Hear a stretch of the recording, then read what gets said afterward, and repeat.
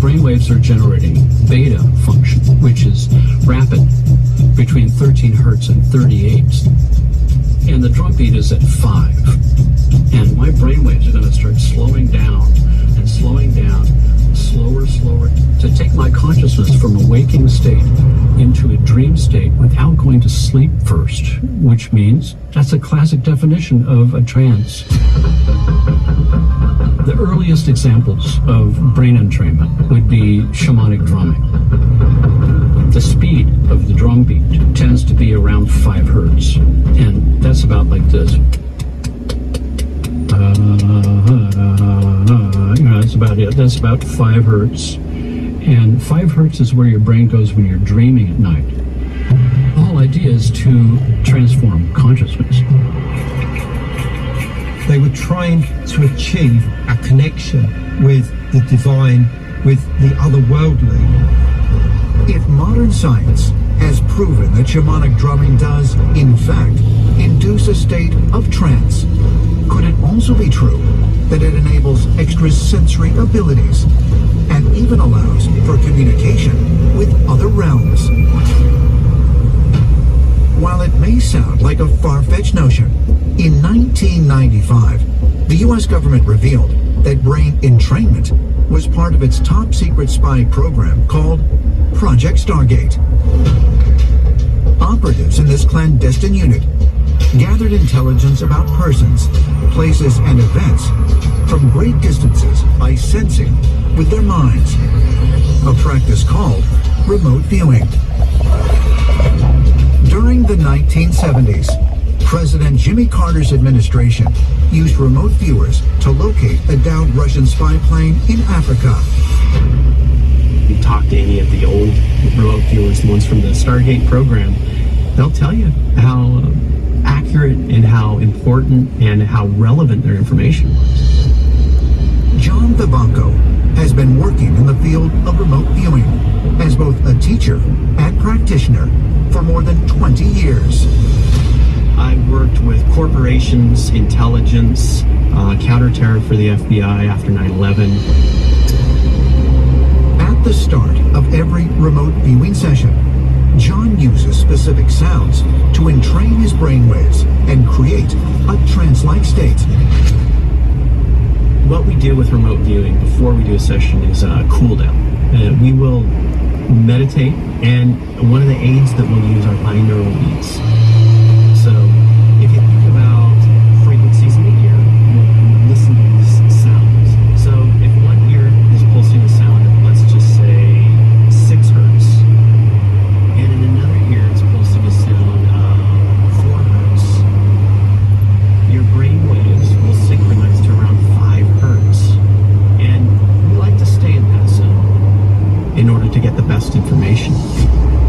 John claims that by entering this trance state, remote viewers have gathered more than just information.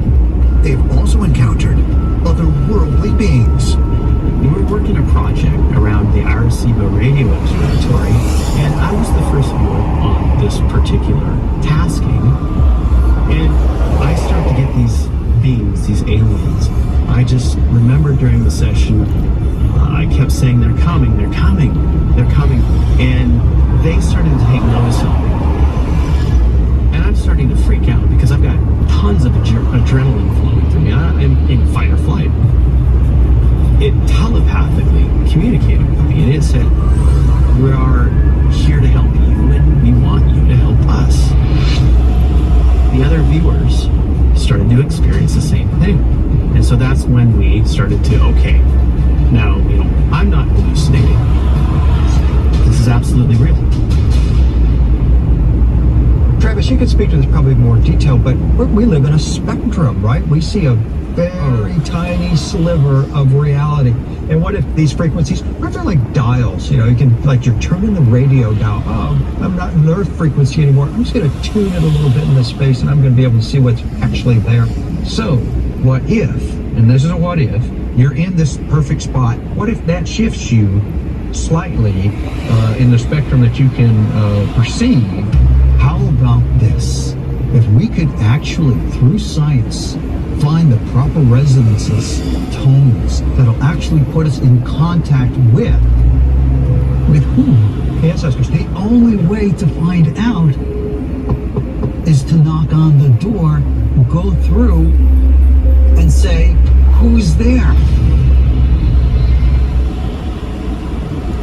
There is an ancient book called Perek Shirah, or the chapter of song, wherein which is revealed that everything in nature has its own vibration, which means it has its own consciousness. Right. We call that mechanical resonance. Everything is alive. And that comes back to the universe itself as this mishmash of vibrations, and it's singing a song, so to speak. And if we learn how to interpret and or manipulate the song, then we can interpret and or manipulate the universe. And it's all harmonics. It's all harmonics. So we've got to go back to Pythagoras with his music of the spheres concept, because he comes up with the idea of the musical scale and the musical ratios.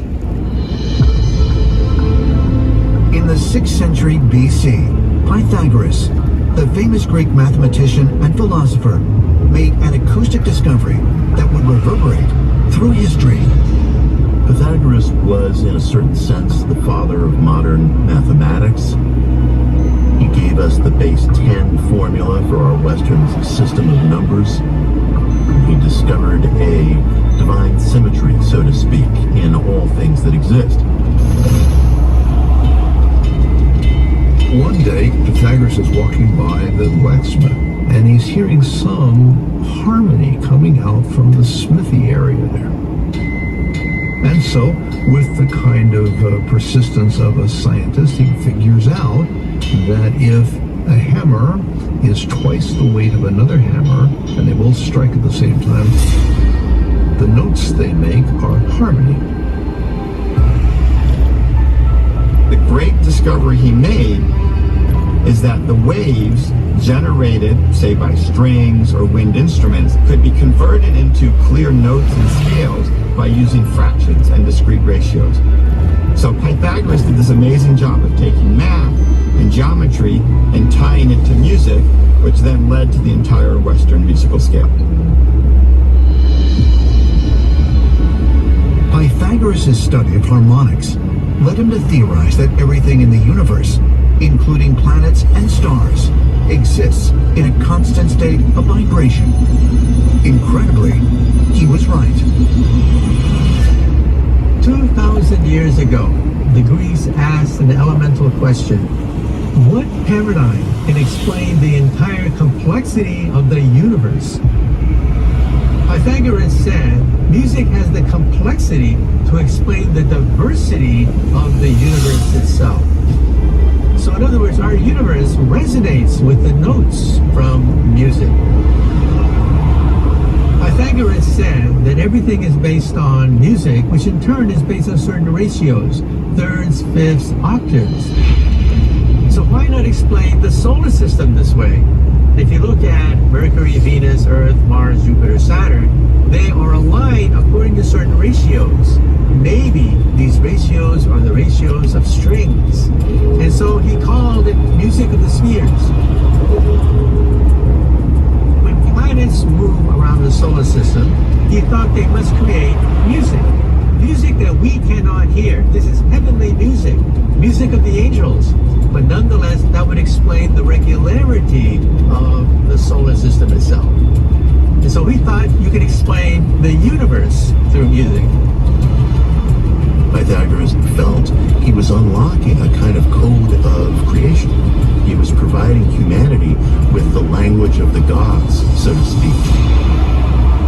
Pythagoras said it was Apollo, the sun god, who taught him about all of these advanced concepts and laying down the basis for modern music and everything that we know about music. So there's an extraterrestrial connection here that is very important for us to think about.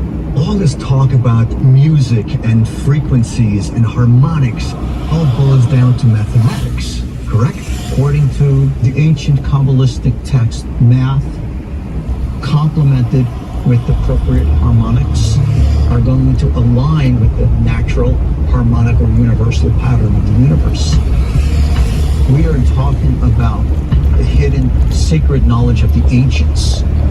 which was their secret technology, their way of reaching out to the higher dimensions, whether they be to angels or gods or ancient aliens. This is a really interesting conversation about all these different acoustic properties. I've always thought that there's a different pattern. I've always called it the God fractal. Mm-hmm. That I think if you found it, it would be like the mathematical instructions to building the universe or whatever.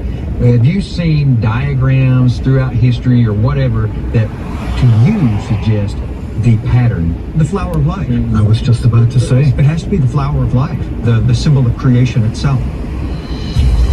Constructed of overlapping circles, the flower of life holds all geometric forms within its design.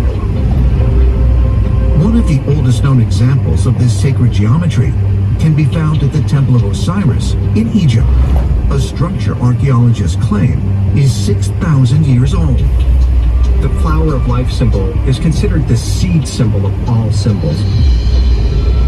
The ancient Egyptians understood this symbol, came from the heavens. The flower of life is very special. It's really a mandala and may have something to do with the geometric nature of the universe. We don't know exactly what it did. Perhaps it was really symbolizing some device that's a sound device, a harmonic device, something that's highly technical and was used by these ancient cultures. Is it possible that extraterrestrials have used acoustics to guide humankind for thousands of years?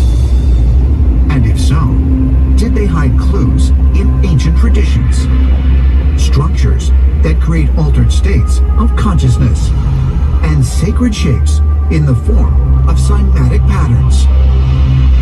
Perhaps the next great leap forward will occur once we tune in to the extraterrestrial messages around us.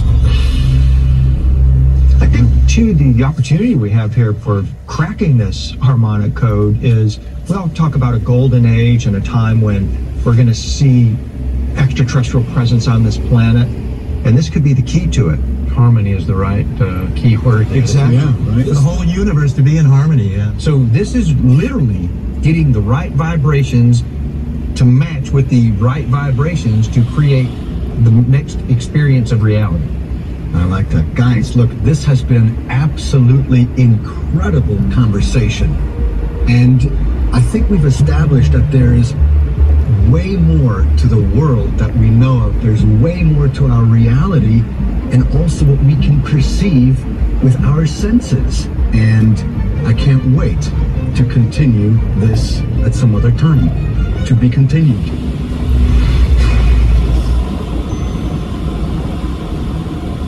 Gotta stack your power. The more you kill, the fiercer you get. Each boss defeated, unlock fresh upgrades. But here's the catch. If even one teammate falls, all your hard-earned buffs vanish in an instant. This is the ultimate life or death showdown. No response, no mistakes, no mercy. Only the true kings claim victory and reign supreme.